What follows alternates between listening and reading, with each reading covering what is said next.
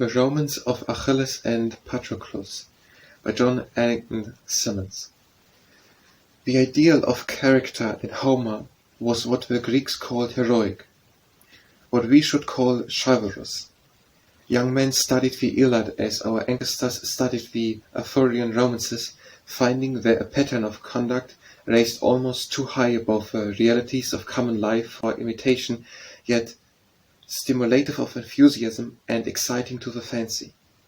Foremost among the paragons of heroic virtue stood Achilles, the splendour of whose achievements in the Trojan War was only equalled by the pathos of his friendship.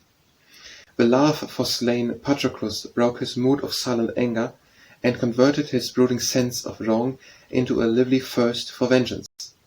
Hector, the slayer of Patroclus, had to be slain by Achilles, the comrade of Patroclus. No one can read the Iliad without observing that its action virtually turns upon the conquest which the passion of friendship gains over the passion of resentment in the breast of a chief actor. This the Greek student of Homer were not slow to see, and they not unnaturally selected the friendship of Achilles for their ideal of manly love. It was a powerful and masculine emotion in which effeminacy had no part, and which by no means excluded the ordinary sexual feelings. Companionship in battle and the chase in public and in private affairs of life was a communion proposed by Achilleian friends, not luxury or the delights the feminine attractions offered. The tie was both more spiritual and more energetic than that which bound man to woman.